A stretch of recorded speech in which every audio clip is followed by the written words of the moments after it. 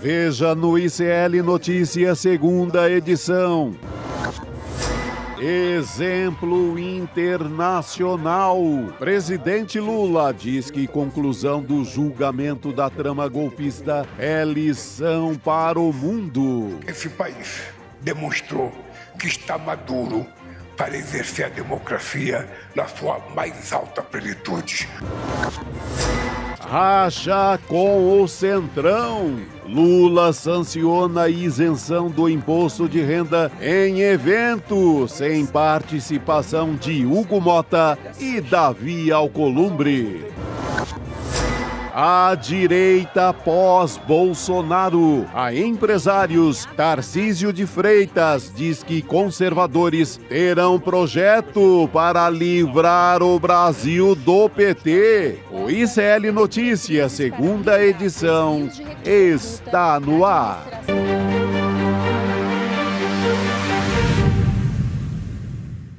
Olá, boa tarde, seja bem-vindo, seja bem-vinda. O ICL Notícias, segunda edição, está começando. Estamos ao vivo em todos os nossos canais. Nessa quarta-feira, parece que não, mas ainda estamos na metade da semana, minha gente. Dia 26 de novembro de 2025, ao meu lado, meu parceiro Chico Sá já está a postos. Chico, boa tarde. Boa tarde, Gabi, boa tarde, audiência. Quarta-feira, os generais já foram presos. O Bolsonaro já foi preso, já quer mudar a comida, uma confusão medonha, está só no meio da semana. Está só no meio da semana e o final do ano está chegando aí, parece que vem com tudo. Papai Noel está chegando para todo mundo.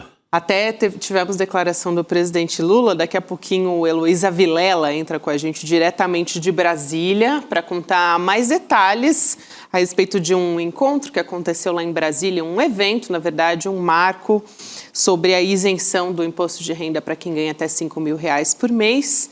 E a gente teve também uma declaração do presidente Lula a respeito das prisões, da execução da pena da trama golpista, né? Dizendo que hoje o Brasil deu uma lição de democracia para o mundo todo com a conclusão desse julgamento e também com a prisão do próprio Jair Bolsonaro e dos demais condenados. Chico, declaração que aconteceu ali no Palácio do Planalto. A gente pode ouvir o trechinho dessa fala? Por favor, vamos ouvir o homem. Conversa aqui? Vamos embora. Esse país ontem deu uma lição de democracia ao mundo. Ao mundo.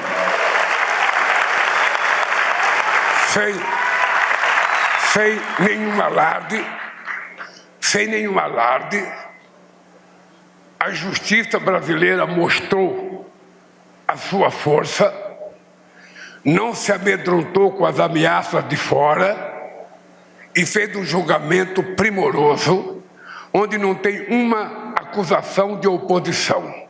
É tudo acusação de dentro da quadrilha que tentou dar um golpe nesse país em 2008.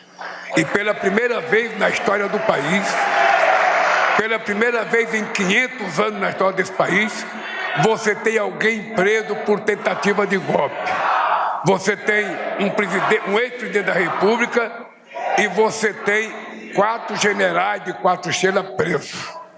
Numa demonstração de que democracia vale para todos. Democracia não é privilégio de ninguém. É um direito de 215 milhões de brasileiros. Portanto, eu estou feliz, não pela prisão de ninguém, estou feliz porque esse país demonstrou que está maduro para exercer a democracia na sua mais alta plenitude. Aí ele diz que democracia não é privilégio de ninguém. Heloísa Vilela já está a postos lá. Eu observei o Arthur Lira escondendo meio as mãos para aplaudir ali, mas aplaudiu. É muito de forma tímida para que a sua plateia bolsonarista não faça uma confusão danada com ele, mas ele aplaude o Lula nesse elogio que o presidente faz à democracia do nosso país. O que você achou, Elo? Boa tarde para você. Boa tarde, Gabi. Boa tarde, Chico. Pois é, o Arthur Lira teve que ouvir vários recados, viu, agora. Eu acho que o que a gente viu hoje no Palácio do Planalto foi o presidente Lula fazendo uma das coisas que ele sabe fazer melhor, que é um belíssimo discurso contundente, emocionado, onde ele foi também coloquial, deu exemplos de coisas que aconteceram ao longo da vida dele, mas fez uma defesa contundente, não só da democracia e das instituições democráticas, em última instância do Brasil, como um país grande e que pode muito mais, mas também uma defesa contundente da classe trabalhadora e dos direitos da classe trabalhadora e das necessidades de avançar nas pautas que interessam à classe trabalhadora. Então foi assim um discurso realmente impressionante, presidente mostrando que está em belíssima forma e já mostrando o que vem aí, porque ano que vem é ano eleitoral. Então ele entregou uma promessa de campanha hoje, que foi assinar essa lei que dá isenção do imposto de renda total para quem ganha até 7 mil e pouco. Ele prometeu isso na campanha e já lançou a próxima promessa, que ele espera poder cumprir ainda antes da eleição no final do ano que vem, que é acabar com a jornada 6x1. Ele disse, é impossível que a gente até hoje tenha a mesma maneira de trabalhar, a mesma carga horária de 1943, num mundo que mudou, que está cheio de tecnologia, uma tecnologia que está tirando muita gente do trabalho, vai tirar mais gente ainda. Então ele destacou a necessidade que o Brasil e o mundo têm de discutir como nós vamos sustentar os milhares e milhões pelo mundo afora de invisíveis, de pessoas que se tornarão invisíveis para as economias de seus países. Essas pessoas vão precisar ser sustentadas de alguma maneira. Então, assim, foi um discurso muito, muito aplaudido, né, muito forte. Tinha muitos representantes dos movimentos sociais, de sindicatos, o pessoal do ABC estava lá em peso. E ele deixou isso muito claro, que governar, a arte de governar, disse o presidente Lula, é escolher um lado, é escolher o lado daqueles que precisam do Estado, ou seja, dos que têm menos, né? Não é escolher o lado daqueles que são sempre os privilegiados da nossa sociedade. Isso é muito importante, né, Chico? Porque essa discussão está também no Supremo Tribunal Federal e a gente tem uma preocupação com qual vai ser o voto dos ministros, já uma indicação realmente que não vai ser do lado dos trabalhadores, e o governo já está encampando essa pauta logo depois da aprovação e agora sancionando, né, a lei que vai beneficiar uma parcela muito importante da população. Então agora já mostrando qual é o próximo passo para o governo federal, onde que vai focar agora, né? Qual é a próxima bandeira? Uma bandeira importantíssima, né? Se o governo Lula termina esse mandato de agora com essa questão da jornada 6x1, fora do mundo dos trabalhadores do país, aí sim é uma gestão sem tamanho, né? Porque é uma bandeira que sequer estava nas promessas do ano passado, mas é encampada pelo governo. E eu acho que aí mudaria o cenário da ideia de trabalhar no Brasil, né? Chega, é muito humilhante que um pai de família, uma mãe de família, não tenha um dia sequer para ir no parque com seu filho. Isso. Não possa contar uma história, não possa ver um filme. Seria esse dia a mais o que ele mudaria na qualidade de vida dos trabalhadores do Brasil. É algo que a gente não faz ideia, mesmo nós que já trabalhamos muito nessa condição. Tem um setor no Brasil, o setor de farmácia, por exemplo, que é humilhante. As pessoas trabalham, e o que tem de farmácia no Brasil, ou seja, envolve muita gente. Como essas pessoas de farmácia e de serviços em geral no Brasil trabalham é imoral. Tem que acabar com isso e tomara... eu ainda desconfio muito que essa Câmara que a gente tem, esse Congresso que a gente tem, eu ainda fico com um temor de que não seja agora, que seja necessário um novo Congresso para a gente virar essa página cruel da história do trabalho no Brasil. Mas, politicamente, tem que jogar esse discurso agora. Tem que começar esse debate agora. Demorou para falar sobre isso. Essa é a disputa política, né, que o governo abraçou de vez. Exatamente. Como abraçou essa pauta da isenção do imposto de renda, que ninguém achava, né, lá atrás, talvez achasse que não ia sair. E conto mais uma para vocês que ainda não saiu por aí. Está prevista para essa semana a criação de um grupo de trabalho com o Ministério do Trabalho e o Ministério das Relações, do Secretaria-Geral da Presidência, que é o ministério que o Guilherme Boulos assumiu, vão criar um grupo de trabalho para voltar a discutir a situação dos trabalhadores por aplicativo. E eles decidiram que é possível, sim, discutir essa pauta de uma outra maneira, de uma maneira que traga os trabalhadores, porque o governo tentou discutir isso, né, no ano passado e foi muito ruim.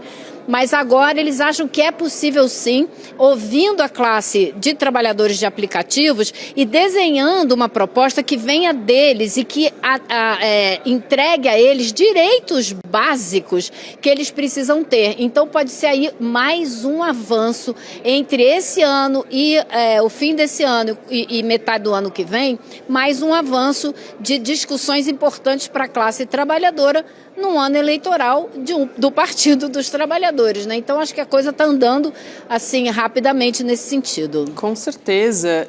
Chico, pode comentar. Não, outro belo debate, né? Eu creio que tenha sido feito, a esquerda entrou um pouco troncha, um pouco torta, equivocada nesse debate, quando ela faz uma oposição direta entre carteira assinada, CLT e trabalhos de plataforma. Aí eu acho que a grande maioria dos trabalhadores nessa condição disseram, não queremos CLT. Eu acho que esse debate foi equivocado. Agora essa retomada é interessante porque é a partir dos direitos que essas pessoas podem ter. Gente, um entregador de iFood que cai numa moto, ele passa 4 meses com a perna quebrada, sem poder trabalhar, ele não tem garantia nenhuma. Ele não vai ter dinheiro para comprar remédio, sabe? Ele não vai... o SUS, Salvador, glória a Deus, vai salvá-lo ali numa cirurgia, mas depois ele não tem o dinheiro, a grana do remédio.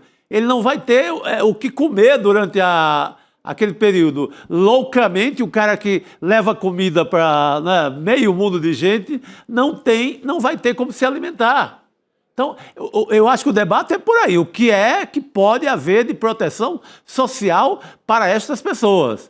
E não, assim, de cara jogar, você quer ser CLT ou quer continuar na plataforma sem ligação com carteira de trabalho? Acho que o debate é por aí, Elo.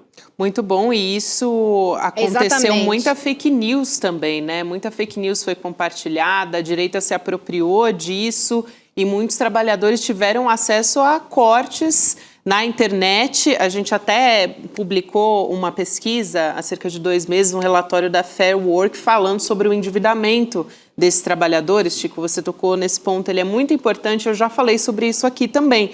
Que essas plataformas, né, que contratam esses trabalhadores, não só iFood, mas, sim, enfim, tem uma gama de plataformas, tem suas próprias agências financeiras também, que aí disponibilizam os empréstimos para os trabalhadores e eles não conseguem sair. Sim. Entram numa teia ali de endividamento, né? Eles viraram meio bancos também, meio fintechs, isso, né? Além deles não garantirem nada de segurança social para os trabalhadores, eles entram nessa exploração, né, desses empréstimos. Oferecer esses valores como se eles estivessem sendo... E às vezes condiciona, viu, Gabi?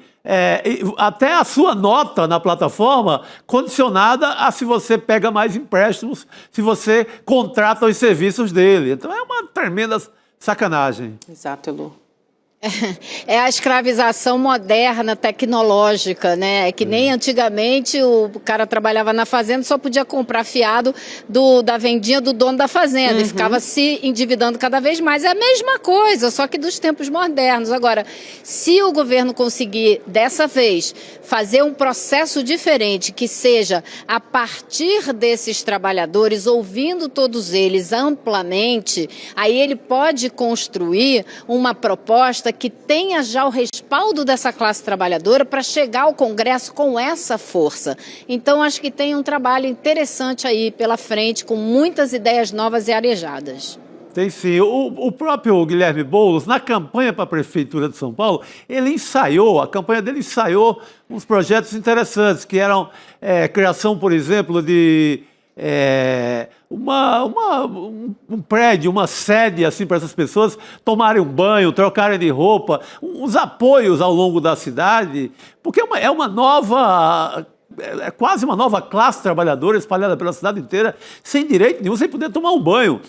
Eu vejo sempre, assim, aqui no metrô de São Paulo, aqui na Vila Mariana, por exemplo, esses trabalhadores se refugiam ali na sombra das estações para trocar uma roupa, para trocar uma meia, para comer na hora do lanche ali, um lanche rápido, porque não tem lugar nenhum, não tem sabe, não tem um vestiário, nada, que você possa trocar uma roupa, que você possa guardar o seu material de trabalho, nada.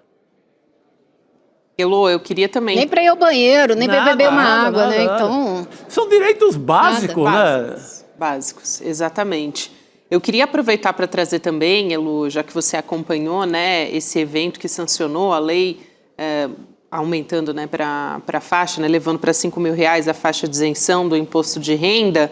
Como é que estava o comportamento das pessoas? O Chico chamou... exatamente. O Chico chamou a atenção aqui para como estava o comportamento também do presidente do Senado, Davi Alcolumbre, o Hugo Motta, que decidiram não ir ao evento. E as assessorias deram ali uma justificativa. O Motta disse que ele tinha uma agenda intensa, o Alcolumbre que ele tinha uma reunião com os senadores. E como é que o governo reagiu a isso também por meio da ministra Gleisi Hoffmann e o próprio Fernando Haddad também, ministro da Fazenda. Eles meio que colocaram panos quentes aí na história. Então a gente vai ouvir a fala deles e volta a conversar. A Elô estava no evento e ela pode também trazer como é que foi a observação ali, né? O olhar de Heloísa Vilela. Vamos lá. O Congresso Nacional teve sensibilidade para compreender esse objetivo. E por isso eu quero agradecer cada deputado, cada deputada, senador e senadora. Agradecer também aos presidentes Hugo Motta da Câmara e Davi Alcolumbre do Senado. A ausência dos presidentes em nada ofusca a importante condução e apoio que deram a essa matéria. Queria cumprimentar o presidente Hugo Motta e o presidente Alcolumbre, agradecer muito o empenho dos dois na tramitação desse projeto. Sem que eles fossem diligentes com o tema, seria impossível celebrar esse ano e implementar o imposto de renda zero a partir de janeiro do ano que vem. Era imperioso sancionar o projeto ainda em 2025, para que isso fosse possível. Queria dizer a eles que o Brasil precisa muito deles. Queria que eles soubessem que na presidência das duas casas nós precisamos, como brasileiros, dar atenção ainda mais esse ano dos seus trabalhos, da sua liderança, para que nós possamos concluir exitosamente esse ano. Elô, você fez uma observação importante aí, né? Isenção total para quem ganha até 5.000 e uma redução também para quem ganha até 7.350, não é isso? Exatamente. Agora você vê a preocupação tanto da ministra Gleisi como do ministro Haddad de falar o que eles falaram, de fazer tantos elogios aos dois que estavam ausentes, só ressalta o problema que está todo mundo sabendo que está acontecendo. Um estranhamento do Alcolumbre com o Palácio do Planalto, com o presidente Lula, e o estranhamento, esse sim, rompimento do Hugo Motta com o líder do PT na Câmara, Lindbergh Farias. Então, eu acho que eles não apareceram, eles que perderam. Poderiam ter dividido com a presidência da República os louros dessa grande vitória importantíssima para o país inteiro. Como destacou o senador Renan Calheiros, no estado dele de Alagoas, isso vai afetar 98% da população. 98%, não é brincadeira. Então eles podiam ter ido republicanamente, ter comparecido. Me parece que os dois tiveram uma atitude imatura, pequena, mesquinha, que só atrapalha eles mesmos. Perderam a oportunidade de tirar aquela foto com a lei na frente e mostrar que eles foram fundamentais para esse processo. Então preferiram continuar jogando esse jogo da birra e da queda de braço. E no caso do Davi Alcolumbre, presidente do Senado, como disse hoje aqui para mim o senador Espiridião Amin, ele muito de maneira muito direta, disse: a gente tem que decifrar o Alcolumbre, tem que entender o que ele está querendo. Está querendo negociar algo. Falou exatamente assim. Então, fica muito evidente. Acho que eles deveriam ter ido, porque eles representam uma instituição. Não estão indo como pessoas físicas, mas como presidentes de duas casas, por onde essas leis tramitaram e passaram, assim, de uma maneira, por unanimidade, né? Passaram como poucas leis passam aqui no Congresso Nacional. Poxa, ele só postou, o Mota, imagina, só para te passar a palavra, ele só publicou rapidinho assim nas redes sociais, união entre poderes em favor do Brasil e tal, mas não foi no evento, né? Ele perdeu uma chance, né, histórica de estar nessa foto desse dia. Isso é uma conquista gigante. E para o governo Lula, tem, além desse efeito prático, né, do que vai beneficiar milhões de brasileiros, eu acho que ainda livra um pouco o Haddad e o governo Lula daquela pecha de taxadores. Como é que você pode chamar alguém de taxador se está isentando meio mundo de famílias no Brasil? Mais de 10 milhões de pessoas de uma vez só. Então, vai para o espaço aquela conversinha de bolsonarista de é o taxado, o governo Lula é taxador, vai para o espaço definitivamente. Então, o Alcolumbre perde uma oportunidade, ele ajudou a aprovar, deveria estar lá, mesmo que fique com birra, porque ele quer entrar num terreno que não é para ele quer nomear ministro do STF. Hoje, o conservador, jornal O Estado de São Paulo, dá ali uma cutucada no Alcolumbre nesse sentido. Olha, o Messias pode não ser o nome ideal para a extrema-direita, para a direita, para os conservadores, mas o presidente do Senado querer se meter numa prerrogativa que é do presidente da República, aí já é demais. Então, cara, segura... O Nassif fez uma coluna que ele chama... o Alcolumbre de o reizinho do Brasil, o cara que quer ser o reizinho do Brasil. Né? Ele é o presidente do Senado, ele indicou 2 ministros do governo Lula, mais ninguém do União Brasil, ele pessoalmente, que aliás é um problema que ele enfrenta no Senado, porque outros senadores do União Brasil têm uma certa birra do controle que ele tem de todas essas indicações, acham que ele devia dividir um pouco mais, e se ele acha que vai contar com todos os votos do partido dele dentro do Senado nessa disputa aí sobre o nome do Messias, talvez ele não devesse contar tanto assim, porque quando houve a indicação do Gonê, 6 deputados do partido dele, do Gonê não, minto, quando houve a disputa para a presidência do Senado, que ele indicou o Rodrigo Pacheco, que disputou com o candidato do PL, o Rogério Marinho, 6 deputados senadores do União Brasil abandonaram o Alcolumbre e votaram no candidato do PL. E agora ele tem ainda menos apoio, segundo eu ouvi agora no Senado. Então ele pode, o presidente Lula pode acabar tendo uma aprovação talvez apertada, como me disse o senador Aziz, ele disse, não vai ser fácil, mas nunca é fácil, sempre é apertado, e eu acho que passa. E o Aziz é do partido do Davi Alcolumbre, pense bem. Então, o Davi Alcolumbre está esticando uma corda que talvez ele não tenha condição de segurar, e está disputando o poder com um presidente da República que tem mais 1 ano de mandato e perspectiva de mais 4. Então, eu acho que ele não está fazendo um cálculo político muito afinado. Ele pode estar correndo um grande risco com essa disputa. Agora, com certeza, está querendo negociar alguma coisa. Com certeza, Elu. Daqui a pouco até a gente vai falar especificamente dessa disputa em torno do Messias. Antes disso, eu só queria chamar a atenção, porque isso aconteceu no evento que a Elu foi lá no Planalto, né? Esse da isenção do imposto de renda, que foi uma alfinetada ali do Renan Calheiros, que é justamente o relator da isenção do imposto de renda no Senado. Ele fez uma crítica à tramitação da proposta na Câmara. A gente vai assistir o trecho dessa fala e a Elu vai poder explicar muito bem aqui para a gente. Vamos nessa. Não fizemos reuniões na penumbra, realizamos 4 audiências públicas e nunca cogitamos trocar as fontes e as compensações do projeto para beneficiar o andar de cima. Estava falando diretamente ali com o Arthur Lira, né? Sem dúvida alguma.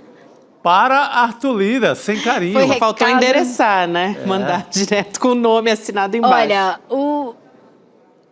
eu ouvi o discurso, depois li o discurso e não há a menor dúvida, quase todo o discurso dele foi endereçado ao Arthur Lira. Ele abriu e foi o único, fora o presidente Lula, que fez referência ao momento histórico da democracia brasileira, por causa das prisões dos golpistas. Fez questão de abrir o discurso com isso. Mas depois, ele fez uma sequência mostrando todos os momentos em que ele esteve ao lado das medidas mais arrojadas e mais importantes para os trabalhadores do Brasil, medidas do presidente Lula, que algumas ele relatou, outras ele apoiou. Por exemplo, aumento real do salário mínimo, PEC das domésticas e por aí vai. Deixando claro quem é que esteve sempre ao lado desse tipo de proposta, que visa quem tem menos, que visa o andar de baixo e não o andar de cima. Claro, uma referência direta ao ex-presidente da Câmara, Arthur Lira, que vestiu camisa do Bolsonaro, participou, apoiou a eleição dele e tudo mais. Então, deixou bem claro quem é quem está de que lado. E fez um discurso também muito forte na defesa da necessidade de diminuir as desigualdades. E falou que essa isenção do imposto de renda vai colocar na mão de muita gente um 14º salário. E aí veio outra alfinetada. Ele falou, espero que isso não acabe na jogatina, não acabe nas bets. E acho que a gente vai precisar, e já estou trabalhando nisso, de impor tarifas muito maiores, impostos muito maiores, tanto para as bets como para as fintechs, que foi justamente o que Arthur Lira retirou do projeto aqui na Câmara. Então, ele trouxe tudo isso à tona, não se preocupou em ficar elogiando ninguém, botou o dedo na ferida e ele fez o discurso inteiro virado, né? Porque o presidente Lula estava meio atrás dele, virado para o presidente Lula, fazendo um discurso para ele, parabenizando o presidente Lula pela iniciativa, como ele disse, a ideia do senhor e a gente trabalhou para aprovar. E destacou, não podia deixar de destacar, que em um mês ele fez o projeto andar no Senado e enviou para a Câmara. E com isso, pressionou Arthur Lira, que estava com esse projeto na gaveta há 7 meses, pressionou Arthur Lira a aí botar o projeto em votação. Então, foi muito interessante, um discurso que bastante... nada de, agora vamos esquecer tudo e dar as mãos e comemorar essa vitória com todo mundo. Nada disso. Fez a história claramente ali para quem tem um pinguinho de atenção, entendeu todo o recado do senador Renan Calheiros. É a disputa alagoana levada a Brasília, né? Os dois são pré-candidatos ao Senado. O Arthur Lira está em desvantagem, as pesquisas apontam ele... em algumas pesquisas apontam até a derrota dele. Ele não seria nem o segundo colocado. 3º ou 4º lugar nas pesquisas que ele está, Chico. Algumas até 4ª colocação. Algumas até em 4º colocado. O Arthur Lira estampou outdoor em Alagoas inteira sobre esse projeto da isenção do imposto, o Renan Calheiros também, então eles estão disputando a paternidade dessa história. Isso só mostra quanto é atrativa essa bandeira do imposto zero. E o quanto foi... Agora... Vai lá, Elô. Não, é só um detalhe. O Arthur Lira fez um discurso também, né? E quando ele começou a discursar, houve um ensaio de vaia. E quando ele terminou, houve coro de sem anistia. E depois, no final, ainda houve coro de fora Centrão. Então, assim, mesmo estando dentro do Palácio do Planalto, Arthur Lira não teve vida fácil. Além das bofetadas retóricas que levou do senador Renan Calheiros, ainda teve a audiência que corroborou as críticas, né? É verdade, eu não sei até que ponto também o Alcolumbre e o próprio Mota também não seriam pressionados nesse sentido, né? Dizem, né? A especulação em Brasília muito forte de que, no caso do Alcolumbre, o que está pegando também é essa investigação relativa ao Banco Master, a quebradeira do Banco Master, o Amapá, o governo do Amapá, ligado ao Alcolumbre, fez uma aliança com esse banco no sistema de previdência lá do Amapá, assim como o governador do Rio, Cláudio Castro. Então, esse é um assunto muito delicado para o Alcolumbre. E isso estaria pegando para ele. Não sei se Elô ouviu também essa especulação. A gente ouve aqui no Congresso que tem muita gente com muito medo das consequências da investigação do Banco Master, especialmente os caciques, né? Alguns caciques do Centrão, do PP, do União Brasil, são os dois partidos que todo mundo fala que estão mais envolvidos. E tem mais gente aí pelo país afora com medo. Agora, o Davi Alcolumbre tem outros BOs também, que ele devia ficar mais tranquilo e menos belicoso, porque existe uma investigação sobre rachadinha de quando ele era presidente do Senado, 6 mulheres que ele contratou, aparentemente, no gabinete dele, que não recebiam praticamente nada e o dinheiro todo voltava para o gabinete. Então ele tem aí uns BOs complicados que acho que ele devia, não sei se ele está tentando usar isso para negociar alguma proteção, tanto no caso do Master como no caso dessa denúncia. Então, pode ser que esse seja o tipo de negociação que ele está fazendo, como disse o senador Espiridião Amin. O que ele quer? Alguma coisa ele vai negociar. Isso é super importante e aí eu acho que vale a pena entrar na questão da sabatina do Messias, que o Chico comentou agora há pouco, né? Que foi marcada para o dia 10 de dezembro. Então, daqui 2 semanas, né? Exatamente 2 semanas, porque vai cair numa quarta-feira, vai ser na Comissão de Constituição e Justiça do Senado. E vamos ver se vai ser, Gabi. Vamos ver se vai ser. Porque eu vou te trazer uma fofoca nova aqui. Vai. O que está acontecendo? E eu chequei isso com a mesa do Senado, tá? O presidente... O que o Davi Alcolumbre marcou? Marcou para terça-feira, dia 3, a leitura da indicação do Jorge Messias, para depois, no dia 10, ter a sabatina. Acontece que a indicação não chegou. O presidente Lula ainda não remeteu esta indicação para o Senado Federal. E havia uma conversa de que ele queria fazer isso hoje, entregar em mãos ao Davi Alcolumbre, hoje na cerimônia, e eles teriam uma reunião ou antes ou depois da cerimônia. Só que ele não foi. Então, o que acontece, e que eu ouvi isso de uma pessoa, de um político da Câmara e outro do Senado, que são próximos, muito próximos do governo. O que eles disseram? Está na mesa de negociação, sim, a possibilidade de não enviar essa indicação agora, segurá-la mais um pouquinho e furar todo o calendário que o Alcolumbre marcou de fazer isso às pressas. Para quê? Para dar mais tempo ao próprio Jorge Messias, o AGU, né, que é o indicado para o STF, e aos defensores dessa indicação para trabalharem a ideia no Senado. Então, hoje, por exemplo, o senador Omar Aziz me disse que falou ontem por telefone com Jorge Messias e que vai se encontrar com ele na terça-feira.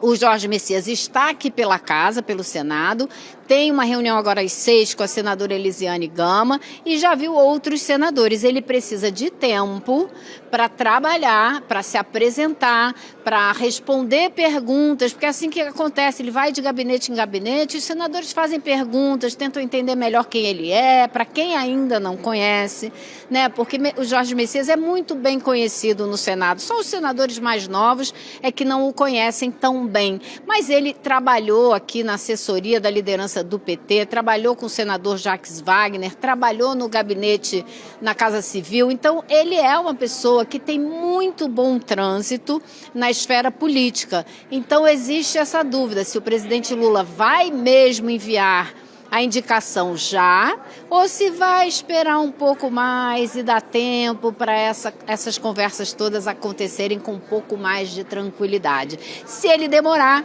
vai ser mais uma rasteira no reizinho, como disse Nassif, Davi Alcolumbre. Olha, Lu, essa apuração é Muito quentíssima, boa, muito né? boa. Porque na prática teria só 2 semanas para conversar com 81 senadores, né? Para fazer aquele trabalho, enfim, para o Jorge Messias ter a sua indicação aprovada lá no Senado. Então, os aliados do entorno ali do presidente Lula estavam vendo como uma armadilha. Segura a bola, espera o Natal, cada um vai para os seus estados, né? Ali fazem a ceia, voltam no próximo ano e Quem começa... sabe lembra que ano que vem tem eleição em 2026. É um período que você fica ali mais imbuído dos sentimentos cristãos, o reizinho pode voltar mudado, né? Eu acredito na mudança do ser humano, na redenção da espécie. Elô, obrigada por ou hoje. dá mais tempo para ele negociar alguma coisa, né, Chico? Para ele aumentar o preço também tem essa parte, né? Porque esse povo aí, tanto o Hugo Mota como o Alcolumbre, eles gostam de aumentar, o Centrão no geral, né? Gosta de aumentar o preço. É isso aí. Elô, tá tendo algum evento aí atrás de você, hein? Depois, qualquer coisa, você conta pra gente. Estão armando o presépio. Tem uma galera ali. Eu já entendi o que é. Olha, eu vou deixar o Igor mostrar. Você tem ali a deputada Célia Chacriabá, ela está com cartaz dizendo vetos ficam. São os vetos que o presidente Lula incluiu naquela lei que proíbe desmatamento, né? Esqueci o nome da lei agora. Se vocês quiserem, eu posso... O famoso PL da devastação, Da né? devastação. Se vocês quiserem, posso até pedir a alguém para vir aqui explicar um pouquinho. A gente está com um tempo super apertado, Elô, mas obrigada. Elô Então já tá. contou pra gente o que está acontecendo ali, que são os vetos do licenciamento, né? Que pode até virar alvo de judicialização. O negócio continua acontecendo. Importante. Elô sempre de olho ali no entorno do que está acontecendo e a gente também, né? Aproveitando a presença dela por lá. Valeu, querida. Bom trabalho por aí. Tchau, tchau. Boa noite, A gente continua por aqui, a gente conversava, viu, Rodrigo Viana? Opa, que dessa cheguei. vez Agora não teve sim. aquela atravessada aqui para chegar Não. até mesmo. Hoje ele se materializou aqui do nosso... Aproveitei que a Elô estava falando e quase que eu ia dando palpite, não tinha nem sido apresentado aqui. Eu já ia falar sobre o que a Elô estava vendo ali no Salão Verde, né? Ela estava no isso Salão aí, ela Verde. tava lá. no Isso é Brasília, né? Acaba um assunto, já chega É tudo ao mesmo tempo, né, o outro Chico? novo combate, já pensando na outra legislação e o dia inteiro assim. É isso aí. Bom, a gente vai seguir aqui, gente, agora virar um pouco a página. A gente falava agora há pouco nessa expectativa para a aprovação do nome do Jorge Messias lá para o Supremo Tribunal Federal. Ele tem uns cabos eleitorais bem pesados lá, os ministros do Supremo, né? O André Mendonça e o Cássio Nunes Marques. Depois a gente volta a trazer atualizações para vocês, mas também vamos repercutir a prisão do ex-presidente Jair Bolsonaro lá fora, internacionalmente. O professor Leonardo Trevisan, de Relações Internacionais, está aqui com a gente nessa quarta-feira. Professor, boa tarde. Boa tarde. Boa tarde, Gabriela, Rodrigo, Chico, boa tarde a todos que nos escutam.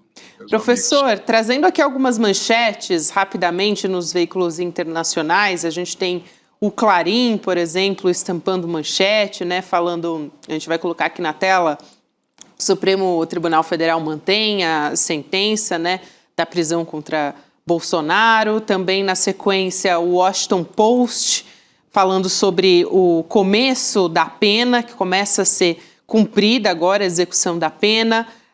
Também na Deutsche Welle, a gente tem a manchete: Brasil, o ex-presidente Bolsonaro vai permanecer preso na sede da Polícia Federal. Al Jazeera, na sequência, New York Times, o The Guardian, todos estampando a execução da pena por determinação do Supremo Tribunal Federal.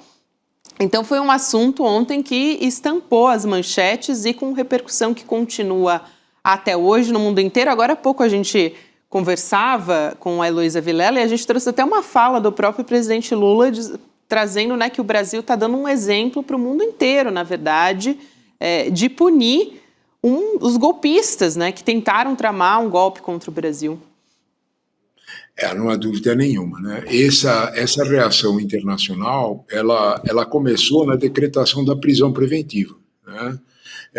Eu até apontei um pouco disso, porque o New York Times fez uma manchete muito forte disso e depois comentou em editorial, né? Que, de alguma forma, essa decisão marca, eu vou repetir literal, né? Marca um esforço, a prisão preventiva, marca um esforço significativo para responsabilizar Bolsonaro de tentar desmantelar a democracia brasileira. E o jornal lembra que, em agosto, né, o presidente Bolsonaro, então ex-presidente Bolsonaro, passou 2 noites na Embaixada da Hungria, um furo do New York Times aqui. Né? Em outras palavras, a reação que você aponta hoje, ela já tinha começado no episódio da decretação da prisão preventiva, né? Quando ele perde a prisão domiciliar. O que a imprensa internacional está constatando, né, é que há um outro formato de lidar com expectativas de golpe de Estado. Sabe, Gabriela, quando a gente olha para isso, a gente tem que pensar numa coisa concreta, tá? Cada vez mais exposto o risco que as democracias correm e não mais por golpes clássicos, aquele golpe clássico, põe o tanque na rua, né? Como é que as democracias morrem? Né? Os 2 jornais, tanto o Le Monde como o New York Times, fizeram menção a isso. O que o Brasil mostrou é um receituário de contenção. O Brasil mostrou, de alguma forma, de como é que a gente evita que as democracias morram no estilo que o Levitt marcou. Esse ponto é essencial. Uhum. Porque a repercussão internacional ela está se dando num momento em que as democracias estão em risco, não é só no Brasil e não é só por golpe de Estado. Deixa eu fazer uma menção para vocês. Hoje, o Le Monde repercutiu, né, uma pesquisa na França que faz o Bardelat, o Jean Bardelat, que é da Reunião Nacional, da extrema-direita francesa, do partido da Marine Le Pen. Né? Hoje, o Le Monde mostra que o Bardelat hoje ganharia de qualquer candidato, do Mélenchon, do candidato do Attali, de todos, e por uma porcentagem significativa. Se nós olharmos para o que está acontecendo na Alemanha, o senhor Merz não ficou tão mal-humorado com a Belém do Pará e depois mal-humorado com Angola, de graça. Ele tentou namorar os votos da extrema-direita porque... Então, de certa forma, o Brasil está ocupando um espaço com essa decisão que precisa ser bem observado. O Brasil comentou e está pondo em prática um antídoto absolutamente democrático contra as ameaças à democracia. A imprensa internacional notou isso. Esse ponto é essencial para a gente olhar. É o momento em que o Brasil faz isso. Isso não é só para nós. Isso tem uma função internacional muito significativa que os jornais apontaram. Como as democracias morrem, o livro clássico do Levitt, ele está deixando... A arte imitou a vida, porque a vida está começando a mostrar, está praticando o que o livro está mostrando. Então, de algum modo, né, as ameaças são sucessivas. Nós vimos o presidente norte-americano ameaçando deputados do Partido Democrata porque disseram ao Exército: o Exército tem que cumprir só ordens legais, ordens ilegais de agir dentro dos Estados Unidos, o Exército não está cumprindo. Ele não disse que o presidente do Exército americano não deve obedecer ao presidente Trump. Ele disse: olha, ordens ilegais não devem ser obedecidas. Eu posso citar 10 filmes no Vietnã, sobre ordens ilegais que foram recusadas até acontecer tudo o que aconteceu. Então, e nenhum desses militares que recusaram ordens ilegais foram punidos, porque o nome está a dizer, né? É uma ordem ilegal.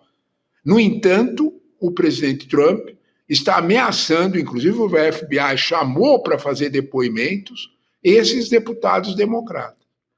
É neste momento em que nós temos, de fato, uma ameaça concreta à democracia no mundo inteiro, que o Brasil dá um exemplo como esse. Olha, quem atenta, quem monta o jornal É o País, chegou a mencionar, inclusive, todos os detalhes do plano do Punhal Verde e Amarelo.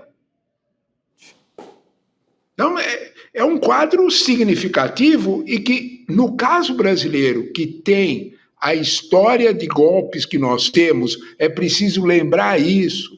Nós temos uma história de golpes. Eu poderia lembrar, que cansava vocês de lembrar, o primeiro deles, por incrível que pareça, não foi nem depois que o país era independente, o primeiro deles foi em 1821. Olha que loucura. Com Dom Pedro regente. Um golpe militar por causa de salário. E aliás, nesse golpe, o mais grave de tudo foi a fala do Dom Pedro I para o general golpista, que ele pedia que trocasse o ministro do Tesouro. Ele fez a pergunta que marcou para sempre a história do país, né? Quem acham bom? Quem que vocês querem? Transferiu a responsabilidade de poder. Então, quando nós olhamos para essa situação, o país que tem esse legado histórico, neste momento em que a democracia corre risco, faz um julgamento absolutamente democrata e pune, ora, sem dúvida nenhuma, o New York Times, o Washington Post, o El País, o Le Monde, o Clarim, a BBC, a Deutsche Welle, não perderam a oportunidade. Claro. É isso. O quadro é esse, né? Professor, eu quero muito agradecer a sua presença aqui. Hoje a gente falou, né, sobre relações internacionais, repercussão no mundo com o professor e, claro, principalmente ele trouxe esse olhar dos Estados Unidos também, mas focando dessa vez em Brasil, porque a gente teve um acontecimento, como chama a atenção aí o professor, né, que é um marco na nossa democracia. É um prazer sempre te receber, professor Trevisan. Obrigado, professor. Eu é que agradeço o convite de vocês e a oportunidade de lembrar essas coisas, porque essas coisas precisam ser lembradas. Ah, sim. Muito lembradas. Necessário. Muito lembradas. Democracia precisa ser... Democracia é plantinha à terra. A gente precisa regar toda hora. Exatamente. Perfeita a descrição. Obrigado, professor. Obrigada, boa noite. É isso, a gente precisa regar todos os dias. Não, eu só ia complementar, Gabi, que da outra vez que a extrema-direita avançou no mundo, que foi na época dos anos 20, 30, nazismo, fascismo, ela avançou muito na Europa, no Japão, né, que ficou sob um regime também aliado aos nazistas, etc, etc. E você tinha do outro lado do Atlântico, supostamente, os Estados Unidos e também a Inglaterra resistindo, né? Agora, dessa vez, você tem extrema-direita dos dois lados do Atlântico. Então, a Europa está com a extrema-direita avançando, o professor diz aí, a França, se fizer a eleição agora, a extrema-direita ganha. Na Alemanha, pode ser que avance ainda mais. Em Portugal está avançando. Em vários países, na Hungria já está governando, na Polônia governando, enfim, a extrema-direita fortíssima na Europa, como foi nos anos 30, 40, só que dessa vez também forte nos Estados Unidos. Por isso que é tão importante o Brasil, do lado ocidental, quase que solitário entre os países grandes, na resistência de um modelo de democracia. Quase solitário. E é isso tudo capitaneado por um juiz de centro. De centro. Não é um juiz de esquerda, é um juiz conservador. Exatamente. O juiz que serviu a governos de direita em São Paulo. Então, eu acho interessante, quer dizer, você tem uma conjunção de forças progressistas, juízes de forças mais de centro-direita, fazendo a defesa da democracia. Então, não é a esquerda que está defendendo a democracia, é uma grande frente para defender a democracia no Brasil, usando os instrumentos da Constituição. Isso que é interessante. E no momento em que os Estados Unidos avançam contra a América Latina. Então, importantíssimo, acho que é um recado importante. E, parafraseando o professor aqui, porque eu achei isso excelente, a democracia se constrói diariamente, né? Todos os dias. Então, acho que ele chamar a atenção para isso é importante. Rodrigo, agora há pouco vocês trouxeram no ICL Urgente informações de tiroteios ali nos arredores da Casa Branca. Eu queria atualizar também essa situação. Foram 2 integrantes, para você também que não acompanhou, eu já trago a história desde o começo, 2 integrantes da Guarda Nacional dos Estados Unidos que foram baleados e mortos agora à tarde. Foi em Washington, perto da Casa Branca, como eu reforcei. Mais ou menos 20 minutos depois desse primeiro alerta, a Polícia Metropolitana já informou que uma pessoa foi presa, que essa área está segura, informações que são da CNN. E o Trump, o presidente dos Estados Unidos, ele não estava na Casa Branca quando aconteceu esse ataque. Ele deixou Washington na noite de ontem porque ele vai passar o feriado de ação de graças, o Thanksgiving, que vai ser amanhã, na Flórida. Mas se pronunciou sobre isso, chamou o atirador de animal, abre aspas, fecha aspas, e disse que ele vai pagar um preço muito alto. Agora, as circunstâncias desse tiroteio ainda não foram esclarecidas, não tem informação também das autoridades sobre esse suspeito que foi detido. Então, informações parece que ele foi baleado também, né? Subliminares. O suspeito teria sido baleado também. Então, 2 guardas mortos e o suspeito, a gente ainda não tem mais informações sobre ele, a motivação, nada disso, né, Gabi? Ainda é muito preliminar, Rodrigo. Tá. A gente pode trazer atualização a qualquer momento também a respeito desse assunto. Claro que tiroteios a gente tem com uma certa frequência, mas chama atenção justamente por ser nas proximidades ali da Casa Branca. Chama atenção 2 coisas, proximidade da Casa Branca e o alvo, né? São 2 integrantes da Guarda Nacional como alvo. E o Trump utilizando isso para fazer o discurso dele de extrema-direita. É um animal, né? Ele chamou assim o atirador, vai pagar caro, etc, etc. Bom, em vez de chamar para serenidade, ele parece que chama para confrontação, né? No momento desse. Joga gasolina na parada. Joga gasolina na fogueira o Donald Trump, literalmente, um país que já vive, como você falou, né? Tem tiroteio em escola, em faculdade, em vários lugares, e agora o alvo, 2 guardas nacionais. Grave, né? Gravíssimo em Washington. É isso. E esse pronunciamento do Trump não surpreende ninguém, né? Infelizmente. Verdade. É a maneira como a extrema-direita lida com questões relacionadas à segurança pública. Vamos seguir aqui. A gente conversou agora há pouco com o professor Trevisan sobre a prisão do Bolsonaro, também com Heloísa Vilela. A gente vai conversar com o Gessé Souza, nosso professor Gessé aqui no N2. Professor, um prazer te receber. Boa noite. Prazer. É um prazer, Gabi, um prazer, Rodrigo, um prazer, Chico, Sá, e um prazer estar conversando com essa nossa comunidade. Claro, né, professor, que a gente quer conversar contigo a respeito dessa prisão, né, que na verdade é uma manutenção da prisão, porque agora começa de fato a execução da pena. Antes a gente teve no último sábado a prisão preventiva do Bolsonaro por tentar violar a tornozeleira eletrônica. Hoje o presidente Lula se pronunciou a respeito disso, falando que a prisão dos golpistas, dos generais de alta patente, é uma lição de democracia, uma lição para o mundo todo.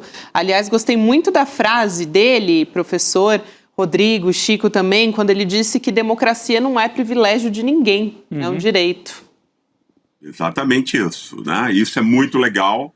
Eu estava ouvindo antes vocês debaterem, e eu acho que é exatamente isso. Quer dizer, o país está o Brasil está na moda, né? Ou seja, com uma ótima notícia, né? Que normalmente não é o caso e tal, né? Ou seja, mas eu acho, quer dizer, apesar de eu estar muito contente, e eu acho também que é um aprendizado histórico você botar generais golpistas, um ex-presidente, idem, na cadeia, julgá-los, etc. Isso é fundamental, né? Agora, eu acho que a reflexão não pode parar aí, né? Os militares não são os agentes dos golpes, nunca foram, né? Bolsonaro, idem e tal, né? Quer dizer, Bolsonaro é um instrumento. Então, eu acho que toda a cultura de golpes de Estado no nosso país, ela foi montada pela elite de São Paulo, ou seja, pela nossa elite, que é a elite que manda em todas as outras. Né? Eu sempre digo elite de São Paulo, porque foi uma elite que construiu uma auto-representação de si mesmo e impôs para o restante do país isso. Né? Então, quem está por trás dos golpes de Estado é a nossa elite, que é uma elite nativa, que existe para organizar o saque das elites metropolitanas, Portugal, Inglaterra e agora dos Estados Unidos. Né? O golpe é montado, né, a partir dos Estados Unidos, ou seja, a questão do imperialismo tem que ser um debate urgente no nosso país. Todas as vezes em que a gente tentou se modernizar, industrializar, etc., os Estados Unidos vêm e dizem não, né? Henry Kissinger, em 1973, disse: a gente não pode se dar ao luxo de ter um outro Japão na parte sul do nosso planeta. E é exatamente isso que os Estados Unidos fazem. Mas fazem com a colaboração da nossa elite. né? A nossa elite vai pegar as empresas estatais que foram construídas nesses surtos de desenvolvimento para vendê-las na bacia das almas, como Paulo Guedes fez, como Bolsonaro fez, etc. Né? Então é extremamente importante a gente que está julgando agora e condenando quem estava com a mão na massa, ou seja, isso é extremamente importante, é verdade, né? Agora, isso não pode ficar apenas nessas figuras, porque essas figuras são paus mandados, né, de uma elite. Os militares não agem por si próprio, né? Ele é sempre mandado, né? Existe sempre uma coação, etc. E eles vão alegremente, porque vão receber altos salários, etc, etc. Né? Vão corromper o Estado. É isso que acontece. Então, com essa ressalva de que a gente tem que aprofundar esse nosso debate aqui, né? É muito importante que o povo brasileiro saiba que o seu inimigo maior é a nossa elite. É ela que tem toda a imprensa no bolso para dizer, por exemplo, o que é corrupção ou não, ou quem é corrupto ou não. Isso e essa imprensa vai continuar no bolso dessa mesma elite, né? E isso vai continuar depois. Quer dizer, não estamos começando do zero. Fizemos uma lição de casa muito bem feita, mas ela tem que ser aprofundada se a gente quiser chegar na raiz das coisas. Gabi, quando o professor Gessé fala que a elite brasileira serve a esse projeto que muitas vezes vem de fora, imperialista, se a gente precisasse de uma imagem, e a elite paulista especialmente, se a gente precisasse de uma imagem para ilustrar isso que o Gessé está falando, é o Tarcísio de Freitas com o bonezinho do MAGA. Sim. Porque no momento em que o Trump baixa o tarifaço, o Tarcísio veste o boné do MAGA. Né? O Tarcísio é o escolhido pelas elites financeiras, principalmente de São Paulo, para seguir nesse projeto. Elas tiveram que usar o Bolsonaro, e aliás o nosso próximo assunto é justamente o Tarcísio. Elas tiveram que usar o Bolsonaro em 2018, porque havia uma falência dos partidos tradicionais. Agora que o Bolsonaro vai em cana, estão se preparando para usar esse aí do bonezinho, o Gabi. E isso nos leva ao tema seguinte, e o Gessé falava que são elites que defendem a privatização, etc, etc. O que o Tarcísio fez em São Paulo assim que assumiu? Martelada, vendeu a água de São Paulo e nós estamos às portas de uma crise hídrica em São Paulo com a Sabesp vendida. Mas você quer falar justamente do nosso próximo assunto. Eu acho que vale muito, porque logo depois que o Jair Bolsonaro foi preso, na verdade o Tarcísio nas últimas semanas já vem se colocando como esse possível presidenciável, né, o candidato da direita. Mas ele falou hoje sobre as estratégias para 2026, depois da prisão do Bolsonaro, porque agora, de fato, está referendado, né? Transitou em julgado. Então, o Tarcísio foi em mais um evento de empresários, ele tem ido bastante, tá? É o que ele mais faz. É o que ele está fazendo. Semana passada falou que tinha que demitir o CEO do Brasil, que é o Lula. Agora ele disse que o campo da direita vai se organizar sem ansiedade, que isso deve acontecer até março e que ele quer fazer parte do time, mas não precisa ser protagonista. Eu vou ler aqui ipsis literis do que ele disse. Vamos lá. Abre aspas. Esse campo da direita, que o pessoal às vezes diz, está desorganizado. Esse campo vai apresentar um projeto para o Brasil.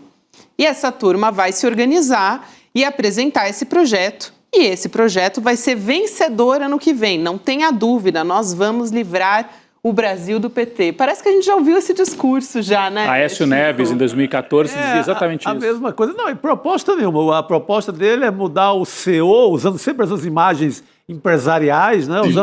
Usando o país como fosse a empresa do sogro dele ou da família, né? Que já é uma apropriação da coisa pública. Então, esse horror. Eu vejo aí mais um recado. Talvez não contem comigo, eu faço parte do time, mas não vou ser o cabeça de chapa nessa história. Vou passar para o professor Gessé, já lendo mais esse trecho aqui da fala completa do Tarcísio, falando de fazer parte do time. Ele diz o seguinte: eu quero fazer parte do time. Não importa a posição que eu vou jogar, isso é o mais importante. Eu não preciso necessariamente ser um protagonista. Já está se colocando como protagonista. Tá, mas diz também, se precisar eu posso cumprir outro papel, não é isso, Gessé? Exatamente isso, é claro. Quer dizer, então, é aquela negação do Sigmund Freud, né? Entendeu? Quer dizer, aquilo que você é e aquilo que você quer é precisamente o que você nega, né? Ou seja, enfim... Né? E é muito importante isso aqui. Eu moro aqui no Morumbi e eu vi já quer dizer, o que tem aqui de problema com a Sabesp é impressionante. Ou seja, qual é a tática do capital financeiro que manda no Tarcísio? Né? É pegar exatamente a água, energia, aluguel, o ar, etc. Ou seja, todas as coisas que são indispensáveis à sobrevivência humana, né? E tornar isso, que antes era muito mais barato, quando era um serviço do Estado, em alguma coisa que fique cada vez mais cara, e o pessoal ganhe mais dinheiro ainda. Você não pode dizer, não, eu não vou tomar água hoje. Isso não é uma opção. Né? Então você pode entrar e é exatamente o que está acontecendo. O projeto dessa direita, ela não tem projeto nenhum. O único projeto que essa direita tem é se apropriar da máquina do Estado para roubar. Né? Vamos lembrar, pessoal, que a gente tem aí 800 bilhões do orçamento público em isenções fiscais para empresas como JBS, Rede Globo, etc, etc. 800 bilhões, você revoluciona o país. Né? Você põe todas as crianças numa escola integral, né? Tendo café da manhã, almoço, jantar, e você financia o SUS, né? E a nossa educação com um acréscimo de 800 bilhões. Isso mudaria o país, isso muda o país, né? A educação muda o país em pouco tempo, no espaço de uma geração. Né? Agora, por que isso não é feito? Porque os ricos se apropriam do Estado e precisam de gente como o Tarcísio para isso. Né? Eu até quero, eu não sei se vocês querem ainda falar do Tarcísio, Chico, Rodrigo, porque tem um outro personagem aí da extrema-direita que eu acho importante da gente trazer, porque desde o começo a gente chamou atenção para isso, que foi a visita do Nicolas Ferreira para o Bolsonaro. Ele reagiu depois que o ministro Alexandre de Moraes determinou que a defesa do Bolsonaro explique o uso de um celular pelo Nicolas Ferreira, né, deputado, que estava fazendo a visita ao ex-presidente Bolsonaro quando ele estava em prisão domiciliar. Isso aconteceu na sexta-feira e as imagens captaram o Nicolas segurando o celular, né, falando junto com o Bolsonaro, celular, assim na mesa. Com o Bolsonaro, sendo que é uma determinação.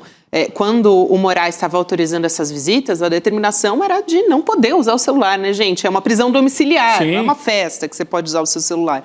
E aí o Nicolas Ferreira foi para as redes sociais dizer: a visita ao presidente Bolsonaro ocorreu dentro da normalidade da minha atividade parlamentar, meu celular estava comigo para uso pessoal e não foi usado para comunicação externa. Não importa, né? É uma regra. Não recebi orientação sobre proibição do aparelho. As proibições dizem muito sobre o estado do país, já puxando para aquela questão, né? Como se fosse uma ditadura, que é a narrativa da extrema-direita. Além de que criminosos usam celular na cadeia para comandar facções inteiras, ninguém da Suprema Corte dá 24 horas para explicar nada, mas celular de visita agora vira caso de gravidade institucional. Não é justiça, é teatro para intimidar e chama de patético. E aí, depois de ele colocar, né, toda essa questão aí nas redes sociais, tem a determinação do Alexandre de Moraes, que eu já comentei aqui, mas o PSOL também pediu para a PGR, né, solicitou a quebra do sigilo telefônico do Nicolas Ferreira. É um documento que a bancada do partido na Câmara citou que o deputado do PL já tentou burlar decisões do Supremo envolvendo o Jair Bolsonaro. Então, a gente já mostrou as imagens aqui, né, que o celular do Nicolas aparece em cima da mesa quando ele estava fazendo a visita ao Jair Bolsonaro. Tem até uma outra questão que eu quero colocar aqui, que é a seguinte: quando o Bolsonaro danifica a tornozeleira eletrônica, a primeira vez que ele fala com a agente da administração penitenciária, ele diz que ele começou a danificar a tornozeleira à tarde. Na segunda vez, quando ele vai à audiência de custódia no domingo, aí ele já diz outra coisa. Não, foi mais ou menos à meia-noite, que seria só coisa de minutos antes do alerta tocar. E se fosse à tarde, é a mesma tarde em que o Nicolas estava lá, né? Exatamente. Dá para ver que está de dia ali ainda. Sexta-feira. Era sexta-feira ainda. E o Bolsonaro foi preso no sábado de manhã pela Exatamente. Polícia Federal. Então acho que quando ele fala que começou a usar de tarde, poderia ser logo depois da visita do Nicolas. Enfim, a gente tem que entender melhor o papel do Nicolas nisso tudo. O que é certo é que ele violou uma regra. Isso já é certo. De uma prisão domiciliar. Um deputado, um parlamentar. É um fanfarrão, né? Um deputado que... É um fanfarrão. Bufão, né? É um oportunista do pior tipo, esse aí, né?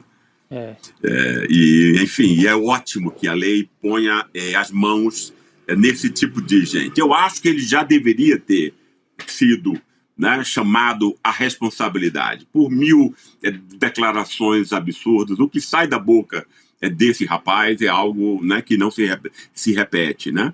E aí é muito importante, quer dizer, tomara, né, que ele entre nessa sanha, né, de intimidar Moraes, etc. Então, porque eu acho que Moraes é um cara extremamente, né, intimidável por gente como o Nicolas, né?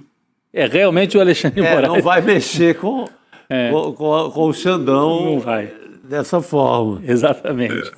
Mas é assim, é um traço dessa... A gente falou das elites financeiras, aí tem os personagens que acabam ocupando o papel de executores, né, do que interessa para essas elites. Em outros momentos já foram os tucanos do PSDB, depois migrou, quando o PSDB entra em decadência, migrou para o Jair Bolsonaro. Agora eles estão aí na dúvida entre o Tarcísio ou apostar nessa nova geração de influencers, esses jovens que...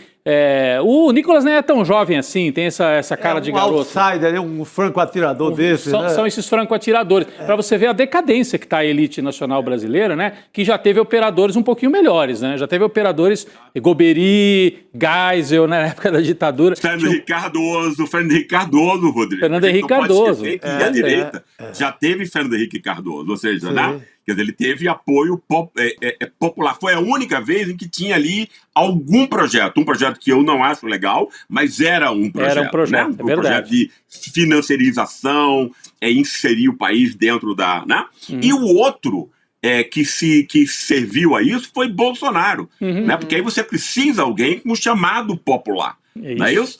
Porque você não vai convencer ninguém, ou seja, essa elite não tem nada que ela possa ganhar com o voto.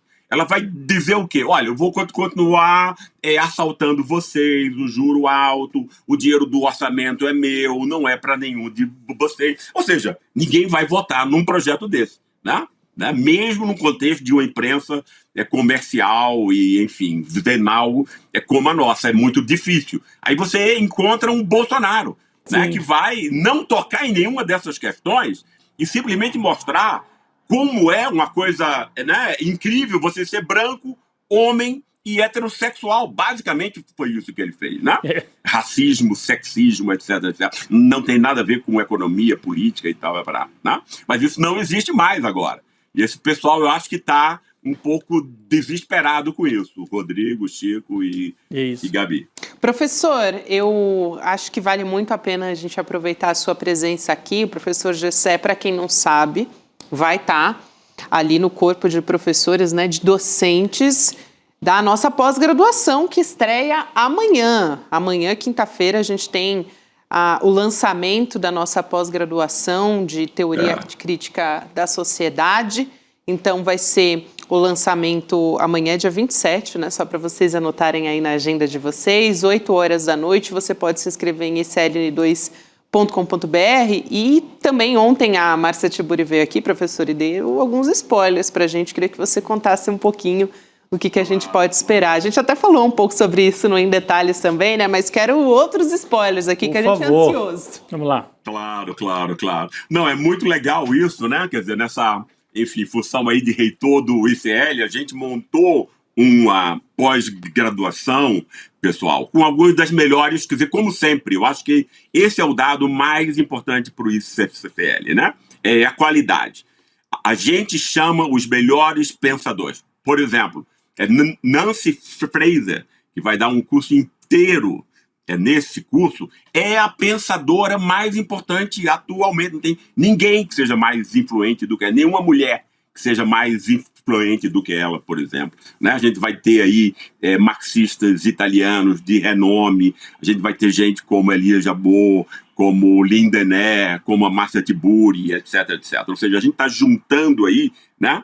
Quer dizer, tanto pensadores internacionais importantes, como também gente do nosso país, porque é importante também que a gente tenha uma leitura própria não é? Quer dizer, a gente não vai pegar nenhum curso de uma universidade europeia que vai falar de muita coisa que não nos interessa aqui. Então é extremamente importante tratar desses temas, né, que são universais, são fundamentais, né, para a gente entender o que é que a gente faz no mundo, para a gente compreender como é que a sociedade, especialmente a sociedade mundial, funciona, mas a gente tem que fazer isso com os pés no chão, a partir de onde nós estamos, né?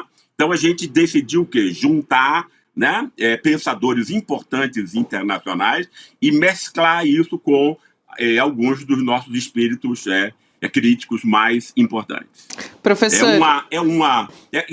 Deixa eu só dizer uma coisinha, porque, no fundo, é uma pós, né, que vai ser sobre o marxismo ocidental. Sim. Ou seja, a gente vai pegar desde as influências de Marx, que é quem inaugura a esquerda no mundo, como a gente conhece, né? Marx é a figura mais importante, mas, quer dizer, o mundo vai mudando.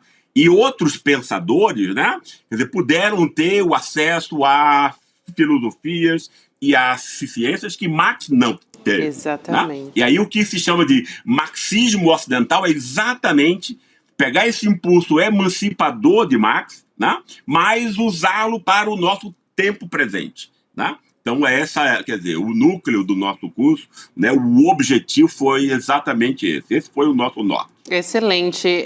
Professor, pegando só aqui o mote com o que você disse, a gente deve ter disciplina de capitalismo e dominação do trabalho, reforçando, então, democracia e autoritarismo, olha só que atual, tem tudo a ver com o que a gente estava conversando agora.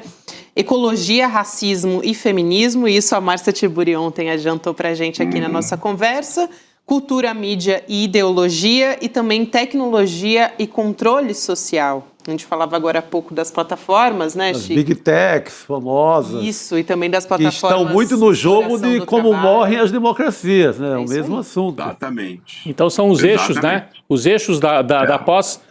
A gente tem esse quadro, talvez fosse legal colocar na tela de novo esse quadro, e o professor Gessé talvez comentar aí com a gente, são esses 5 principais eixos aí da pós-graduação. O senhor falou partindo de Marx e vindo para as atualizações, claro, né? O Marx escreve no século XIX, depois muita gente pensa sobre como é que se dá a dominação e o trabalho ao longo do século XX e século XXI, chegando inclusive na tecnologia, na mídia, na tecnologia e no controle social através da tecnologia, não é isso, Gessé? É exatamente, Rodrigo. E aí é muito importante isso que o Chico disse, das redes, né? Ou seja, a gente não vai compreender o mundo que está se formando agora se a gente não tiver a teorização de criticar como esse mundo foi feito e o que é que ele faz, né? E as redes, elas vão o quê? Elas vão criando bolhas autorreferidas, né? Que não tem um pano de fundo comum mais. Se não há um pano de fundo comum, as pessoas não podem dialogar. Se não há diálogo, não há aprendizado. Né? Ou seja, veja como é importante a gente ter o acesso, né? Por exemplo, essa é uma das ideias principais que a gente pode tirar a partir da escola de Frankfurt, que nós veremos estudar aqui, né? Por exemplo, por Habermas, etc. e tal, né? Quer dizer, o diálogo e a ação comunicativa deixam de ser possível no mundo onde você tem bolhas autorreferidas que criam um universo e um pano de fundo apenas para aquelas pessoas, né? Você não pode ter diálogo e tal, né? Ou seja, é extremamente importante para a gente ter uma compreensão mais aprofundada de um mundo que está mudando tão rapidamente, né?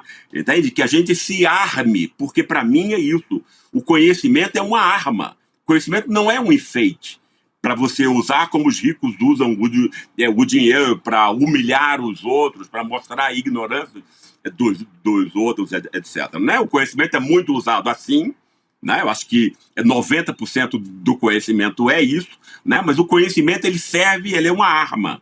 Né? Ele é, antes de tudo, uma arma. E ele é uma arma que empodera, né, os oprimidos por uma ordem social. Né? Sem conhecimento, não há luta contra a opressão. Você precisa compreender como o mundo funciona. Como a opressão é montada para que você possa ter uma defesa em relação a ela. E é exatamente isso que a gente planejou.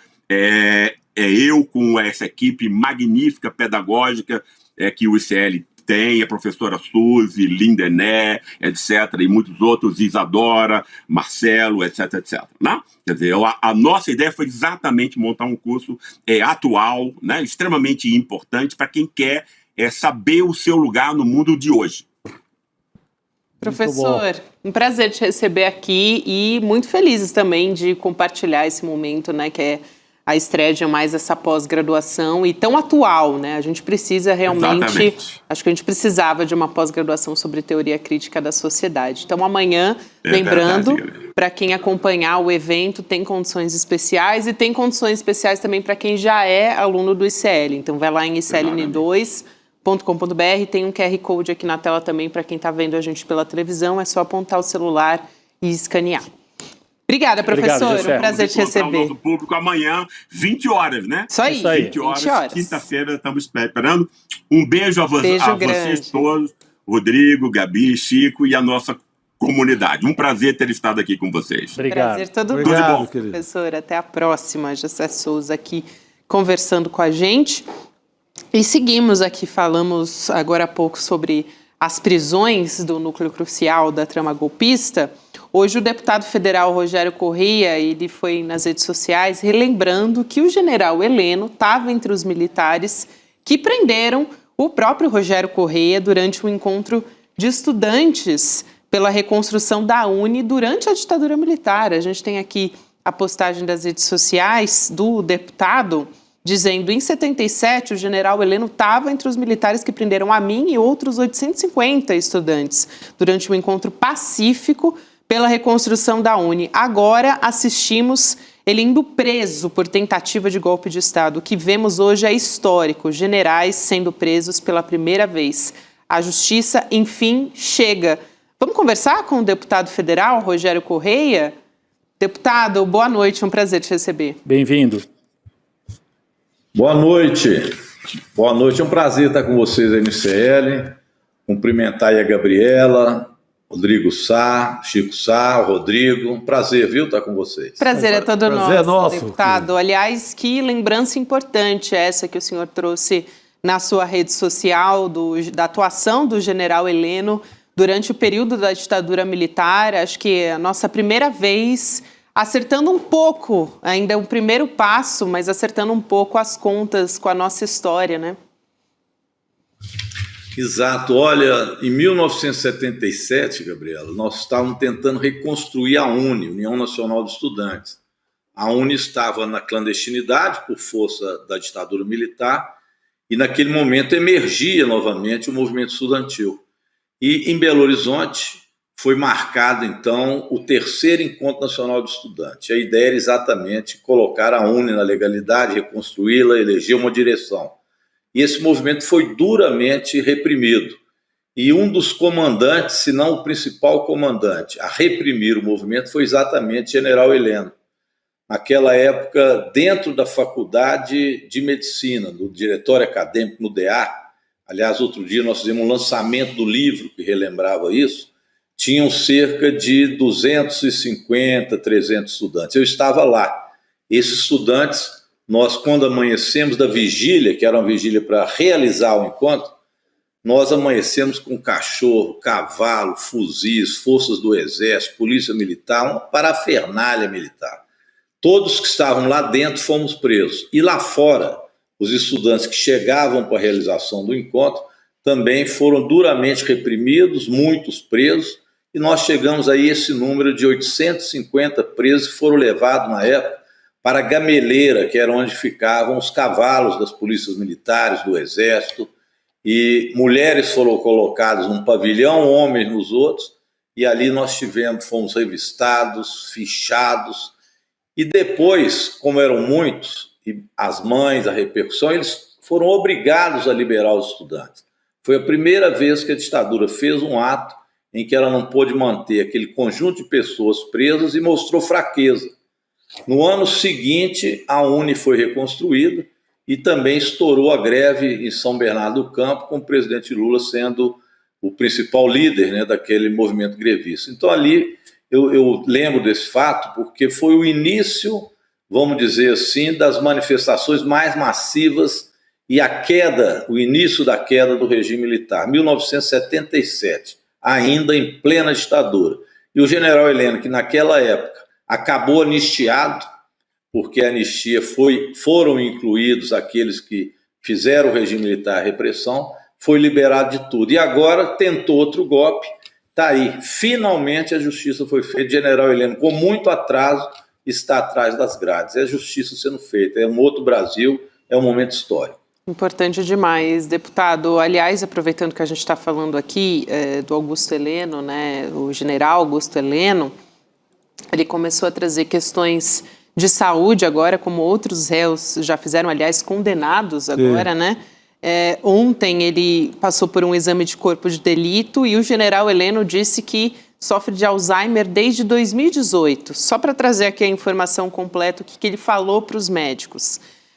Abre aspas, que ele é portador de demência Alzheimer em evolução desde 2018, com perda de memória recente importante, prisão de ventre e hipertensão em tratamento medicamentoso, fecha aspas. Ele tem 78 anos e o general Heleno, só para lembrar que ele foi condenado a 21 anos de prisão na trama golpista. Aqui eu queria também trazer um pouco essa discussão aqui para a mesa, né?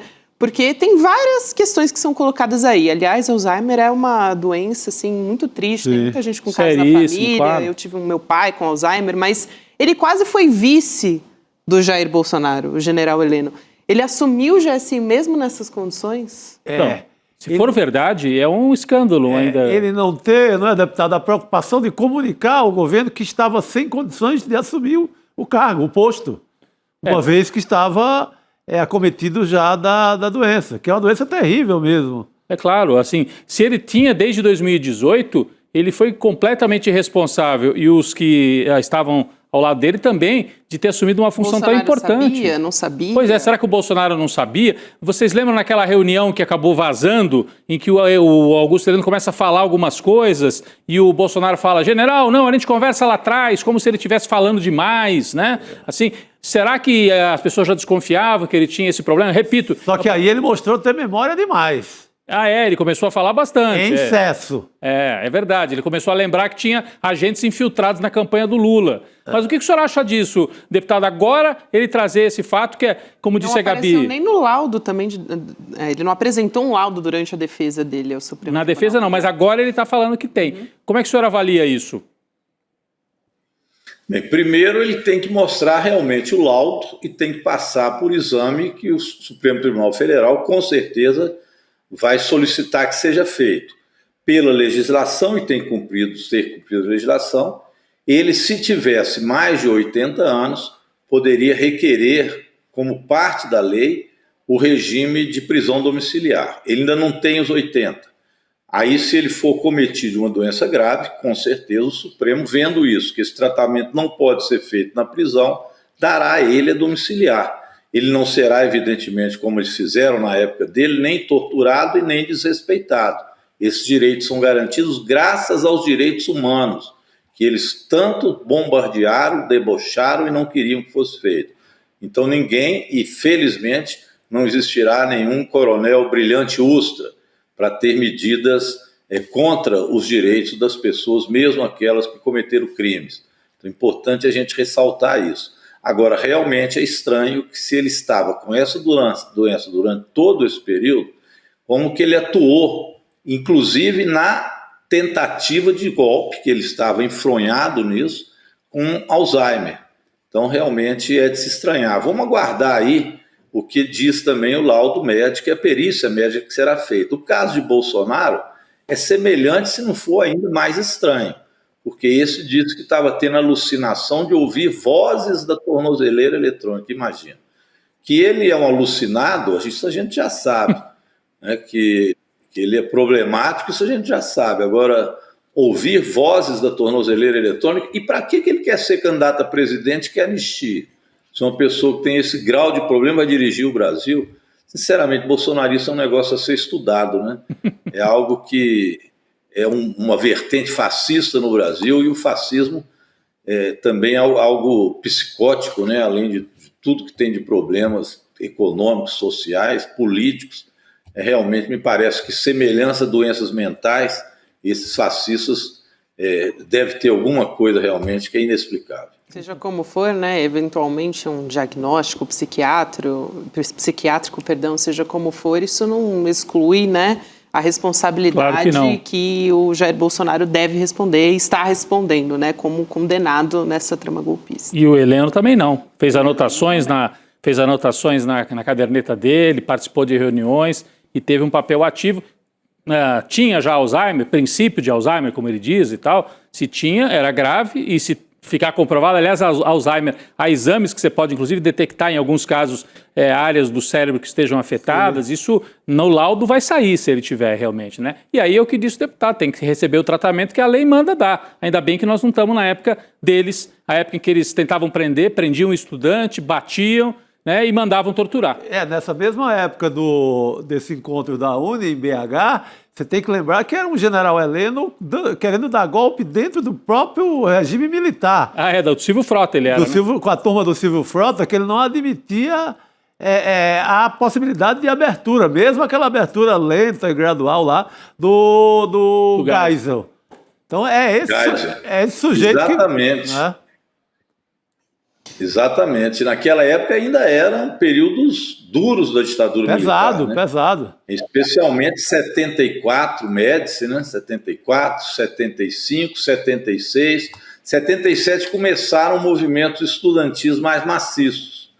Então começaram já movimentos pró-anistia, manifestações, passeatas. Foi quando eu entrei na universidade, 76, 77. Principalmente. Ainda era uma ditadura muito dura. Muito dura. A partir de 78, aí sim eles começaram a sentir a força também do movimento sindical, que entrou também em luta, que foi essencial para que obrigasse a tal distensão lenta, gradual e segura, porque eles sabiam que o rompimento da força social viria. Então, Golbery, do Couto Silva principalmente, foi o teórico de fazer esse distensionamento, de depois tentar criar um PTB enquanto partido para que o atual PDT não passasse a existir de Brizola. Enfim, aí foram as astúcias do regime militar para se manter. Mas, felizmente, as forças populares naquela época, a partir dali, cresceram muito.